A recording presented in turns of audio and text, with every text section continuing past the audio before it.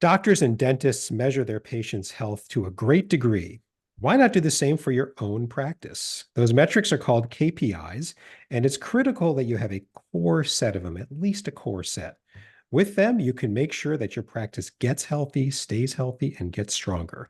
My guest today helps practices define and measure KPIs, among other things, and she's going to help us get started in this episode. I'm Carl White, principal at Mark Advisory Group, which is a healthcare marketing agency, and I'm also the host of Practice Care. The mission for both is the same, and that's to help private practice owners stay private. That's usually what they want anyway, but care is better when the provider owns the practice because that's when they can make all the clinical decisions and all the other decisions for that matter that they think is best for their patients and their practice.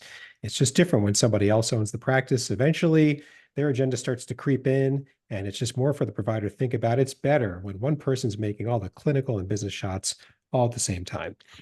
My guest today is Katie Nunn. Katie provides training and coaching for healthcare leaders and their organizations on process improvement, financial optimization, and cultural transformation. Leveraging extensive experience with financial and operational turnarounds, she is a valuable advisor for an organization experiencing rapid expansion or change. With over 20 years' experience in healthcare leadership, her broad areas of expertise include practice assessments, process improvement, financial management, IT implementations, telemedicine, strategic planning, providers onboarding, and cultural transformation. And I want to add, because you didn't put it in there, you do this both as a consultant and as a partner in a primary care private practice. So you definitely eat your own cooking. It's a really unique perspective. Thank you for coming on Practice Care. Thank you. Thank you for having me. I'm excited. It's a near and dear topic to my heart, and so I'm excited to talk about it. Yeah, it's kind of like a nuts and bolts topic, but it definitely it's bigger than it seems. It's not just some sort of arbitrary measurement exercise and get back to your life. There's a real power in this. Absolutely. If and it doesn't have to overwhelm you, and that's kind of what we're going to get into today. I want to start though, although you are a returning guest and plenty of people have listened to your prior episode, others have not. So the bio that I asked was brief, but that's what I asked for. Help us get to know you a bit better. Yeah, sure. So, yeah, again, my name's Katie Nunn, and I have spent my entire career working in private medical practices. As an employee for a long time, I worked in several different specialties. And Mhm. then 5 years ago, I decided to go out on my own and start a consulting business. Helping practices do what had spent 20 years learning how to do. Right. And then through that consulting experience, I was able to meet my current business partner, Dr. Amar Shah, who had started Vital Care Family Practice. And when I met him, he had just started Vital Care. So it was just him, and it Mhm. was just me in our consulting practice. And it was 2020, and we didn't know what was getting ready to happen, but it was Oh, the pandemic hit, and it really kind of bonded us together, and we were able to keep both of our companies afloat during that, and realized that our skill sets were very synergistic, and mhm. kind of takes two kinds of people to run a successful business, one that's a business brain and another that's a clinical brain, and those Mhm. two have to meet a lot in the middle. So it's been great, and we have grown substantially in the past 5 years. We went from one provider to 21 providers, and one client to like 20 clients. So we've grown a lot, and Mhm. it's been great. So that's kind of, it's like you said, not only are we consultants that, can help with a lot of different specialties and a lot of different practices, but we're in the trenches doing it ourselves in primary care, which I think I have worked in several different specialties, and primary care is definitely one of the hardest I was going to say, that if you I've can worked figure in. something out in primary care, it's got to have, Yeah, yeah, legs and a lot more, you would yeah. It's think. a frontline, in the trenches work. So, Yeah. but very rewarding and very needed, very necessary. So we're very passionate about providing really good quality, high quality primary care. Yeah. So yeah, that's me and kind of what our mission and vision is. And we do a lot of cool things in our practice, and we try to take those cool things out to a lot of our clients. And then we learn a lot of cool things from our clients, and we try to bring those back to our Right. practice too. So that is, again, a lot of synergies there. And there's always my opinion that there's not really like competition in healthcare because there's more patients than we know what to do with. It's Hmm. about, trying to help each other and trying to keep providers from burning out so that we have providers in the future Yeah, and seriously. that we, can continue to provide really good care for our patients. So, Yeah. yeah, that's me It in a seems nutshell. like everything, all the complaints about healthcare, whether you're on the patient side or on the provider side, just the squeeze, the reimbursement, everything. It seems like ground zero for that is primary care. That's my read.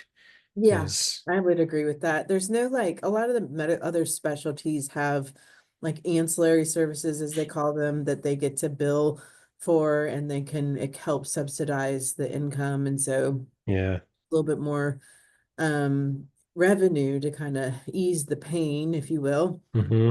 Primary care, I mean, it's just, office visits and some procedures, but nothing that's like huge, like, No.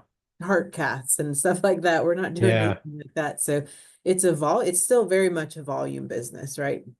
You hear about a lot of value-based care, and that's, coming, but we're still very heavily dependent on fee-for-service revenue, and so that's volume.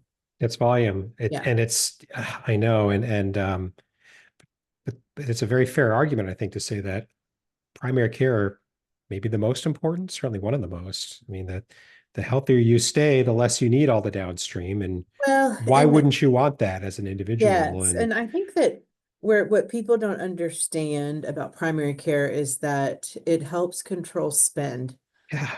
Yeah, and because so many people can go see an orthopedic doctor, or they can go see a cardiologist, or they can go see whatever specialist they want to with the insurance that they have, but they it's kind of like, sometimes it's like taking a bazooka to an anthill, it's like it wasn't really Yeah. necessary. Your primary care doctor probably could have taken care of that for you, and um primary With a care can simpler solution, if you yeah, catch it earlier, absolutely. air quotes. Yes. Yeah. You And know? catch it earlier, and then what, keep an eye on you over Hmm. time too. And also make sure that you're getting all the preventative things that you need, like Hmm. colonoscopies and Hmm. mammograms and on physicals and all Hmm. those things that are proven to save lives. Yeah.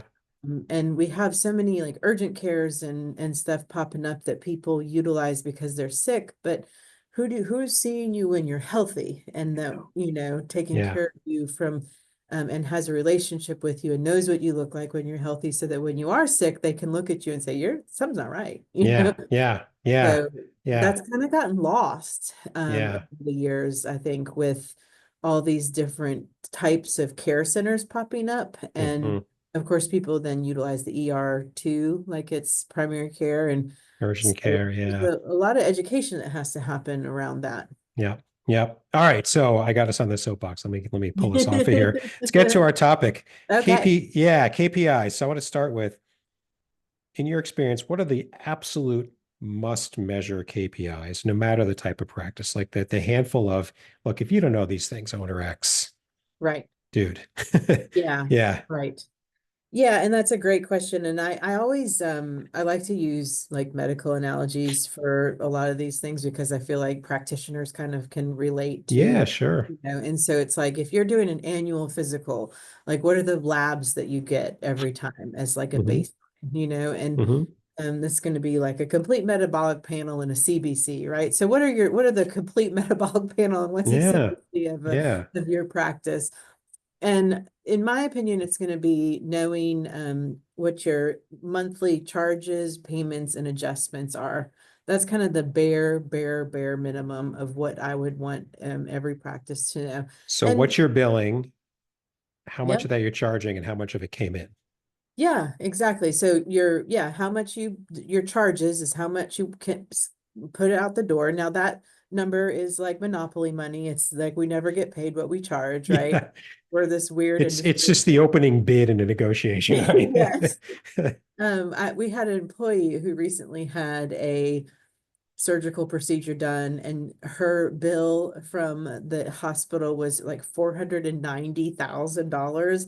And after the adjustment, the bill was $5,000. So like, this is how much, Fantasy land. Yeah. right, exactly, monopoly money. But I wouldn't, the reason that we track charges is because how, if your charges are up, then your revenue for next month should be up as well, Hmm. because volume is what the charges are showing you. Hmm. So charges, payments, how much money actually came in, Hmm. and then adjustments. How much are you like adjusting off? And a lot of that is like contractual adjustments, like you bill the insurance company $200 and they tell you we're only paying $100. So you have $100 in adjustments, right? So I want to track that every single month, because if one of those is real high, but the other one isn't, there's some warning signs there, pink Mm. flags, if you will. And sometimes I like to graph it over time too, not just Hmm. look at it in like look at those numbers every month, but I want to look at it over the year. Yeah.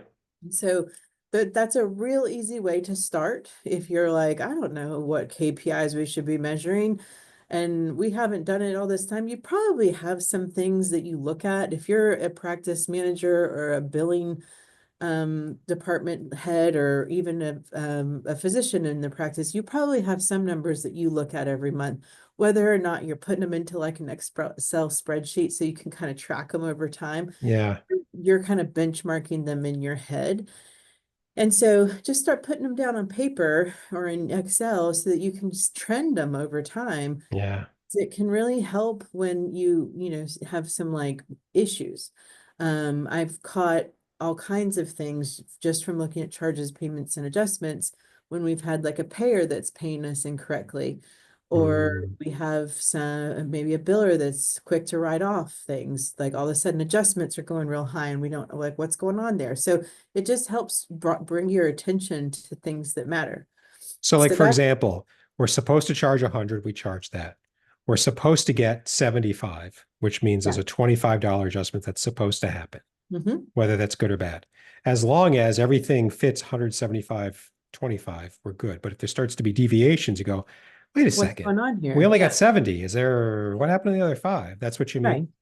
Yeah, and it's not quite that like it's not quite down to that level of minutia Okay. like, But per just as the claim. concept, yeah. Yeah, you're kind of looking at it because, even if you're in a small practice, you're still filing hundreds of claims a month, right? Yeah. And you don't get paid for this month's claims until next month, Hmm. but you're still going to notice patterns over time as you start to look at these numbers. And I'll tell you that the gold is in the patterns. Yes, It exactly. really is. The gold is in the patterns. Just like you go back to your annual exam, you're tracking the metabolic panel and the CBC, Dr. X. I mean, yeah, a point in time difference might be, well, let's have a look at that, but it's the patterns. Yes, The patterns exactly. matter. And so you got to track them. Yeah. And I know that I've had doctors ask me before, like, what's the one, key performance indicator that I need to look at to know that my practice is healthy? And I said, well, what's the one data point that you look at to tell me that your patient is healthy? Well, there's not just one, right? I was just thinking, come on, Right. man. Right. It's not that easy. It's not Like that easy. there are lots of things that you have to look at. But if you are new to this and haven't started tracking anything, those are the things that I would start with. Yeah. And then, like, if you're a physician, you're going to start adding, an A1C and an Yeah.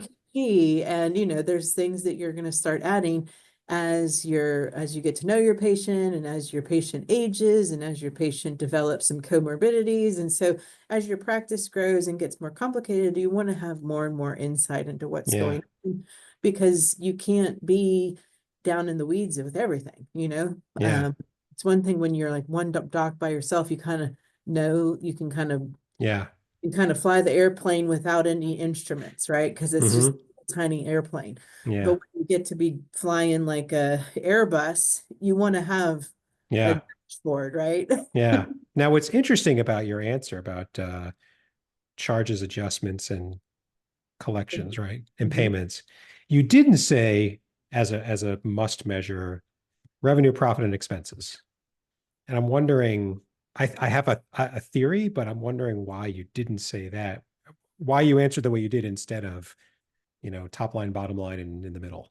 Yeah, I mean, I think that those are also important. I Hmm. kind of segregate, like when I look at our key performance indicators, I'm looking at more like, how many new patients did we see? How many RVUs did we bill? What were our patient receipts? What were our insurance receipts?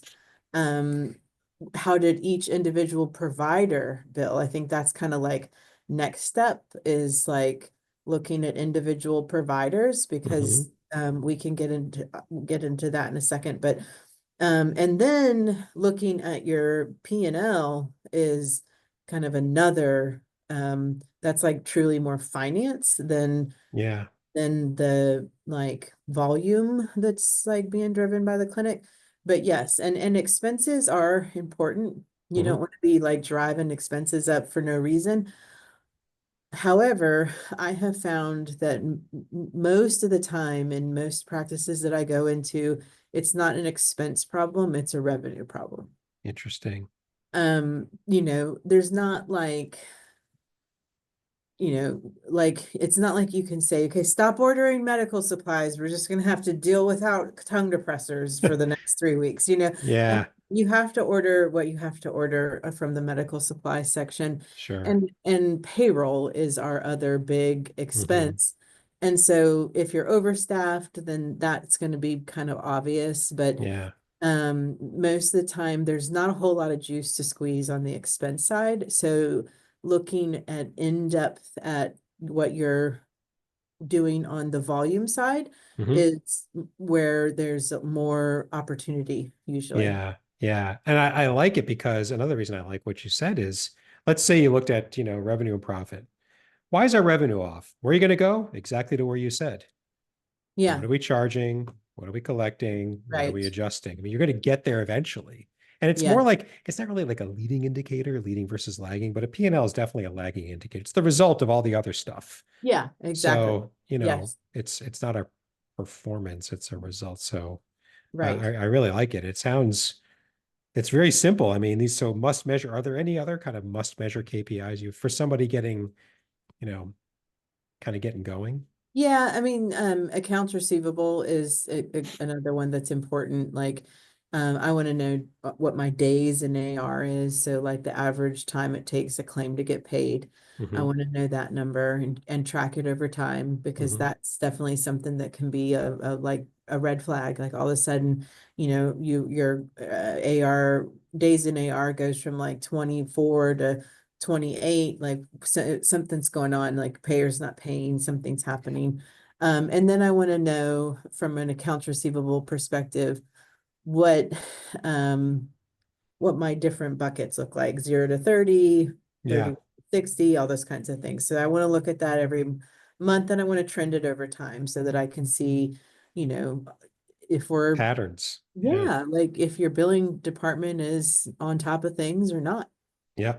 So I Yeah. love it because you're saying, how much should we be collecting and how fast are we collecting it? Yes. And reality should match the should, Mm-hmm. and it should be within 30 days or whatever a good time. I mean, the faster, the better. Yeah, under 30 days is great. Yeah. It does kind of depend on your specialty. Like we have a pain management client and they're hard to keep under 30 days because there's so many like authorizations and stuff Okay. required and you have to send in notes and stuff like that for a lot of the tests that they get done. So that's a kind of a rule of thumb, but under 30 days is kind of industry standard to say it's good. Hmm. But what you don't want it to have happen is be creeping up on you, right? Correct. Yeah. Yeah. Correct. Got it. Okay. Are there any other kind of must measure KPIs you would say, or have we kind of, Well, I think that where I start to go after those, those ones, like I like to measure, total new patients. I want to see mm, that we still have new patients coming into our practice. And again, that depends. Some practices don't want new patients, they're full.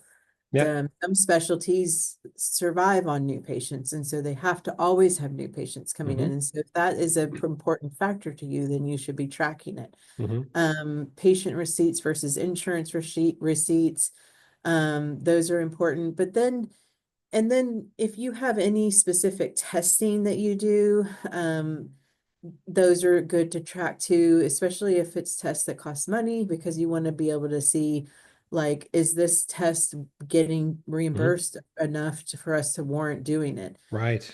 Like we had to make a big change with our immunizations because we had some immunizations that cost us money to give to patients. And Mhm. I mean, that doesn't, that Even just, after collecting the payment for them. yeah, So right. you were losing money on them. Losing money on, and it's like, we want to take care of our patients, but we can't lose money taking care of our patients. So No. we found a solution for that, but if we weren't tracking it, we wouldn't know that. So Yeah. that's Yeah. super important too. Yeah. But then after any of the procedures that you want to track, I think that looking at individual providers Mm. and looking at their coding distributions is very, very, very important. And Mm. I'm going to tell you why. So, like, This is um, like advanced. These aren't the getting started. You're sort of in this it. is a little bit more advanced, but it's Not to still say you don't do it, but more. there's like, Yeah, if you haven't doing any of this, start where Katie said, what's yeah. coming in and how quickly is it coming in compared to what should be. Exactly. Start there, but then It's if right there. you Yeah. want to, you get comfortable with that, then start looking at your individual Mm. providers and look at how they're coding their top, like, everybody's practice has like top 10 codes or top 20 codes. Right. Right. And especially with office visit codes or E&M codes, if providers they get into habits, right? And they code the way they code because No, people so don't get into habits. right, I don't know what never. you're talking about. Yeah. And they also have very little training on these topics. And so they just are doing No, what I they don't think believe. is Yeah. right. What do you Right. mean? That's why practice care exists, right? Right. And so, like I'll give you an example. We had two nurse practitioners start at the exact same time, and one of them was coding the majority of her visits as a 99213, and the other was coding the majority of her visits as a 99214. Well, 99214 is the more appropriate, if you're in the simple terms, basically, if you're giving them a prescription for something Mhm. and they have two problems, then it's probably a level 4. Well, in primary care, it's real easy to get there. Mhm. Well, just in the over 6 months, the difference in those two providers was $30,000. Wow. So it really adds up over time. I mean, the difference in those individual codes is like $25, maybe $30.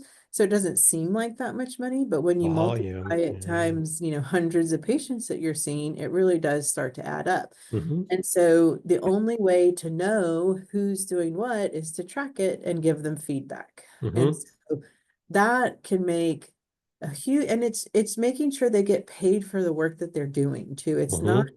like trying to, defraud Medicare or anything No, like that. yeah. It's about trying to make sure that they're coding appropriately for the Hmm. work that they're doing and that they're getting paid for the work that they do. And Yeah. that's it's like they're still doing the same work. It's just coding appropriately for it. And if you have a practice of much size, it can make a huge difference. Yeah. Yeah. And when you think about like implementing KPIs, people, I could just picture people, anybody, when you're doing something new, you could think, oh my God, this is so complicated. So like, Yeah. what are the essential ingredients on implementing them and then using them? Because you don't want to implement it and then never look at them. That's a waste. Oh, So, you're right, you exactly. know, So we look at our so our dashboard is probably like 17, it's probably like 30 pages by now if we look at, yeah, don't and do that. I mean, not to start, I you're mean, if right. you want to grow But there, grow that's there. where we have grown and Yeah. we as we have our leadership team and we look at it every single month together and we review it and we Hmm. pat ourselves on the back because we're like, wow, we're kicking butt, this is Hmm. awesome. Hmm. Or like, ooh, what's going on over here? We need to pay some attention over here. And it Hmm. really helps us decide how to drive the bus, right? Hmm. Like what's lacking, what is doing wonderful, what who needs help, who doesn't need help. Like it's a huge, great tool for us. Yeah. And then we do is we meet with each provider every quarter and we go over these numbers with them. Hmm. We send them to them every month, but they get it. And until you start reviewing it with them, they're like, I don't know what this says. Hmm. This is like, and it's, I don't think it's that hard, but it's like anything else, you open it up and it's got a lot of stuff on it and you just kind of shut down.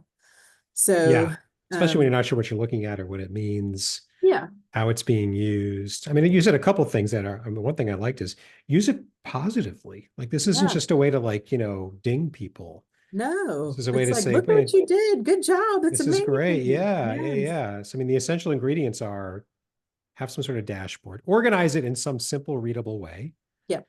and then use it, whether it's monthly or quarterly. Maybe it's Yeah. more, the leadership, maybe more often, and then, Yeah. tell people about it. Yes. We said we And wanted to, get the AR back down under 30 days.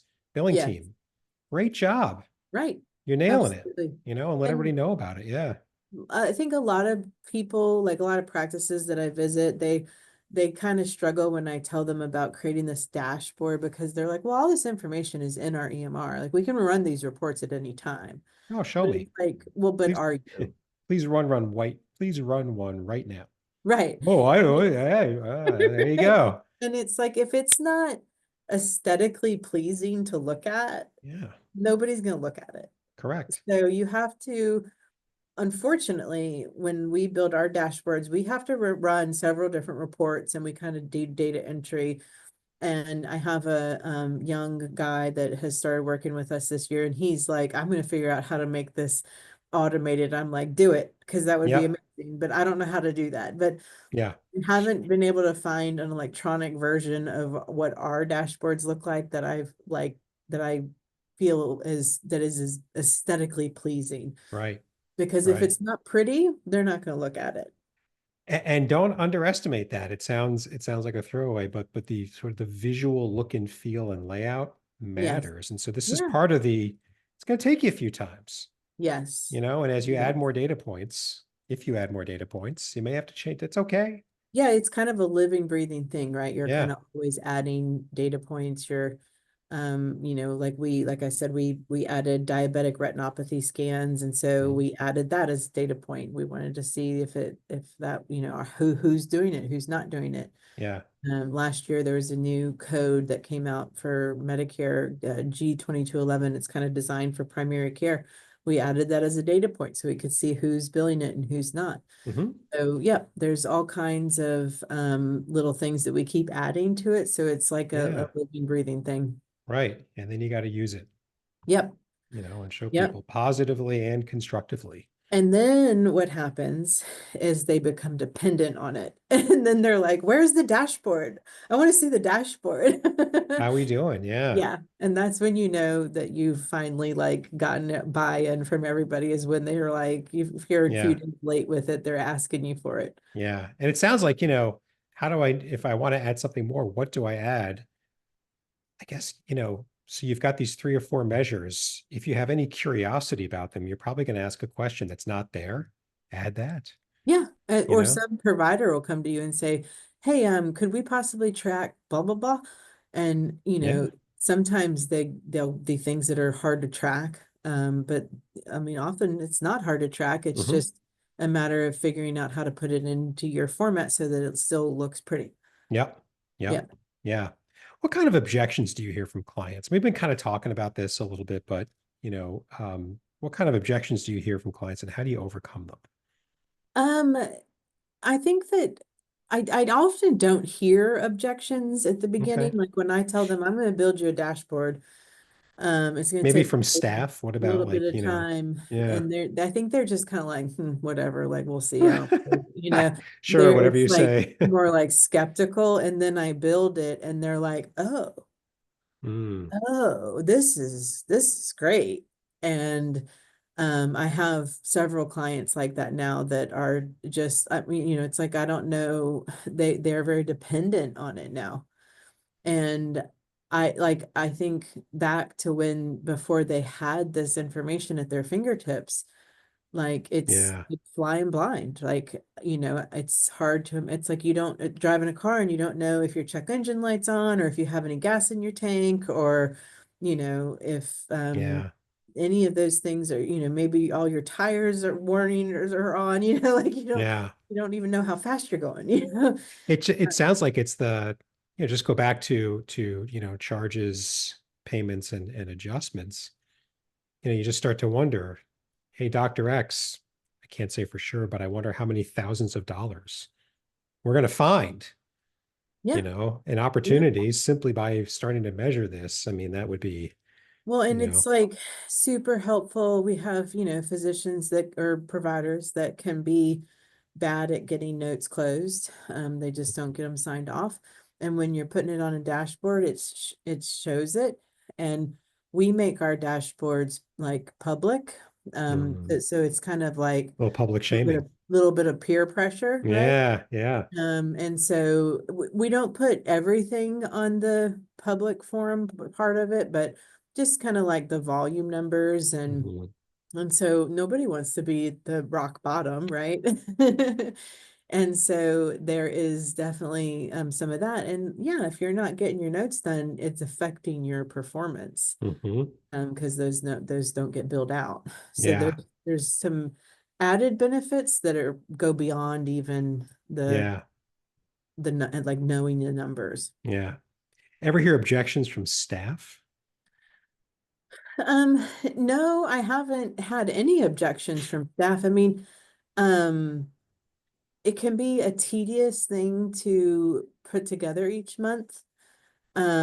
Because you have to run several different reports and kind of do some data entry. And so depending on the size of your practice, it can Mm, be a little bit difficult. But um, so my staff does this for all of our clients. mm, And but I have certainly had clients that we've like built it and taught them how to do it. sure. And if they're not very good with Excel, sometimes they might get the formatting messed up and like kind of have that as a complaint, if you will, just because they're like, I don't know how to make it, I don't know how to keep it pretty because in Excel, Yeah, you kind of have to know your way around Excel. And you so do.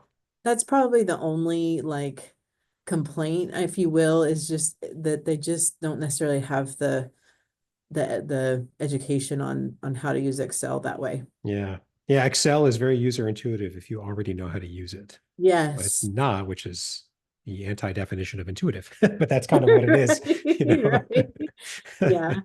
So we'll work with them and try to help them with that. But the people that just get the information and don't have to do any of the data entry, they just love it. Yeah, can I have six more things? Oh, you're Yeah. killing me, man, but okay, yeah. Yes. That You don't used know to the be one of pain my I go through to problems. get you these current things. Yes. Now you want six more.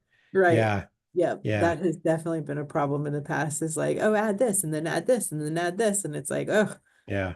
it's like when you're doing it for like 50 providers, it's a lot. Yeah. Yeah, yeah. When I was in corporate, we would do market research projects, and there's a lot of data you can collect. And I learned a term called, so what, now what? So Right. what means you can measure lots of things. And Right. then now what was, okay, now what are we going to do with this? And it was like a way to say, should we really measure that? Because if there's no decision we think we might make, then why are we measuring it? Yeah. And I imagine in a practice, you can measure all sorts of things. Yes. But does If that you're, apply here? Would you say, like, we yes. really need to measure everything? Like if Yeah. somebody provider comes to you and says, hey, can we start measuring blah? Do you say, sure, but what are you going to use it for? Yeah. Because the work and we just want to make sure that we're not, it needs to be something we make a decision on. Yeah. Like once we outsourced our vaccines to a third party that now buys vaccines for us and we're not on the hook for them um expense wise. Like I ditched that because it was a lot. We give a lot of vaccines, and so Mhm. tracking all the different vaccines was very time consuming and tedious, and even just looking at it was like painful. And so now it's like, okay, now this is a so what, Yeah, so we ditched that. Some other things like we started tracking like COVID testing, back in the day because that sure. was a huge revenue revenue stream for us at some Yeah. point. But now it's kind of a so what. So, Hmm. we do it when it's necessary, but it's like we know we're not losing money on those things, so it's not that big of a deal. Hmm. So yeah, we throw stuff out from time to time, Hmm. after we feel like confident that these numbers are like Yeah. good, like this is a good test to do. It makes money and it's gets Right. doesn't get denied a lot, so we'll like kind of get it off of our dashboard. Cool. Okay. Um, we've covered a lot of ground.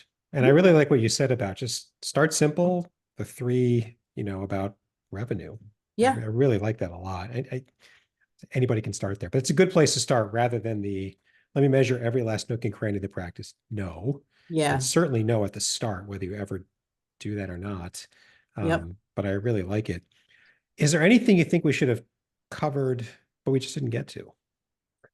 Um, just like shameless plug that if this sounds like really intriguing to you, but you have no idea where to start or no idea how to use Excel, I mean, this is stuff that we do for practices all the time. Mm-hmm. And we could certainly be hired just to set up a dashboard for Mm, practice and teach you how to use it as like a project. It's not even something that has to be like an ongoing thing. mm-hmm. But I definitely feel like it is important for every practice to have some key performance indicators that they're tracking on the monthly basis. Yeah.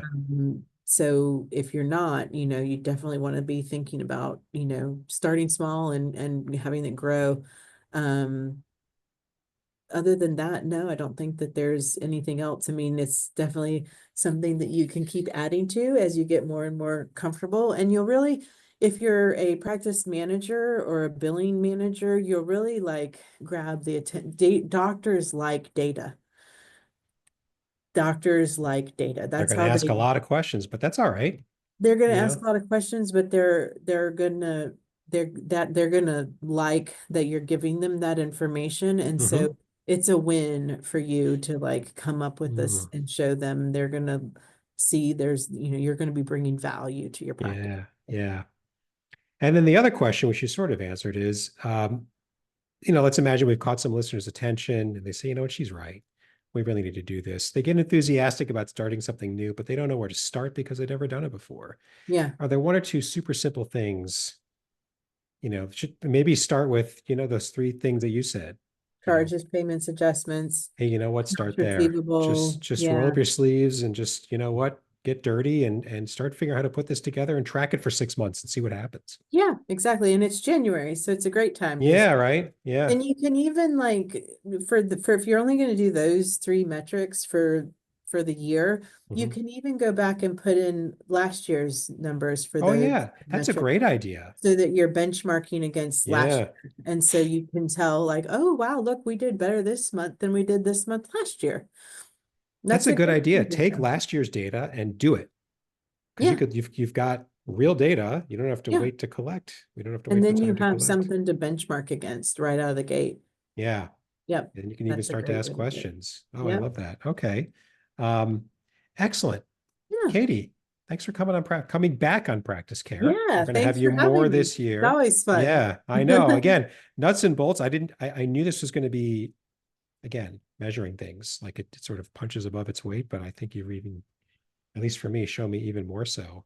Um, yeah, I mean, I hate the saying just because it's so old, you can't manage what you don't measure, but oh, Absolutely. I know the other thing is some, uh, don't wait until there's a problem to start this. Yes. Start it now. In fact, the best time to start something like this is when you think you're healthy, Yeah, you know? exactly. I mean, Um, that's when we often get called in is when there's a disaster on in the place and it's like, well, what have your numbers look like? And everybody's like, I don't know, I don't know. they It's seem like, down because I'm calling you. right. Seriously, dude? Yeah. Exactly. We're in panic. Yeah. I Yeah, know. So it's just when you're healthy is the best time to start these things. absolutely. Um, Just like seeing your primary care doctor. yeah, it's right. That's right. Well, soapbox again. Okay. Right. Yeah. But thank you for coming back on Practice Care and telling Sure. us about this. I really appreciate it. Absolutely. Yeah. You provided contact information, which we're going to get into the show notes for your episode. Okay. So anyone who wants to contact you now has another way to do it.